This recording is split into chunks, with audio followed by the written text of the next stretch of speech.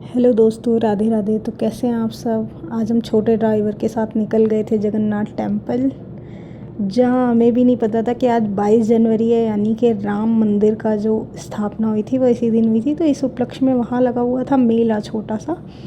काफ़ी लोगों को पता नहीं था, क्योंकि हमें भी नहीं पता था कि यहाँ पर मेला लगा हुआ है। पर हम आए थे ऐसे ही दर्शन करने के लिए। हमने सोचा आज दर्शन करने चल लेते हैं। तो मैं, पापा और दीदी का बेटा, हम सारे लोग आए थे। जैसे ही अंदर एंट्री की तो देखा बाहर काफ़ी सारे स्टॉल लगे हुए थे, छोटे छोटे।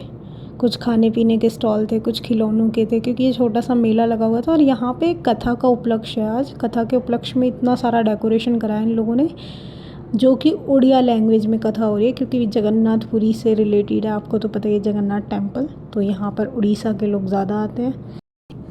और यहाँ पर थी आज कलश यात्रा, जिसकी वजह से क्या हुआ था, कथा में लेट हो गया था। तो कलश यात्रा के बाद जो हवन होता है, तो यहाँ पर वो हुआ था, तभी होकर संपन्न हुआ था। उसके बाद यहाँ पर हो रहा था कीर्तन। तो हमने कहा हम भी इतने दर्शन कर ही लेते हैं। हमें लगा था पहले बाहर से इतना डेकोरेशन देख के कि अंदर काफ़ी भीड़ ना हो, बट जब हम पहुँचे तो भीड़ भी हल्की थी, भीड़ ज़्यादा नहीं थी, क्योंकि काफ़ी लोगों को पता ही नहीं था। जब हम बिल्कुल नियरेस्ट रहते हैं और हमें भी नहीं पता था, तो फिर मुझे लगता है ज़्यादातर लोगों को तो पता ही नहीं होगा। और दर्शन इतनी शांति से हुए हैं ना हमें कल। और सही में लिटरली मुझे तब समझ आया जब मुझे वहाँ से मिला नारियल प्रसाद में, और नारियल मिलते ही मेरी आँख से आंसू आ गए। मैं सोच ही रही थी कि आज भगवान ने खुद कृपा करके हमें यहाँ बुलाया है। आज हम नहीं आए, हमें उन्होंने बुलाया है।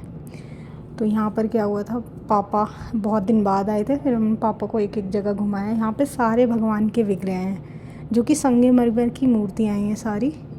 तो जिसको लगता है कोई भी भगवान किसी दूर टेंपल में जाने की ज़रूरत नहीं है, एक ही टेंपल में आइए आप लोग, जगन्नाथ जी के टेंपल में। इसमें बहुत सारी अंदर प्रतिमाएं हैं, सबके दर्शन आप यहीं कर सकते हैं आके आराम से।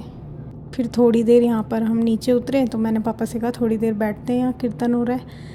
पर वहाँ पे बैठने की जगह नहीं थी, क्योंकि सब लोग खड़े होकर ही कीर्तन देख रहे थे।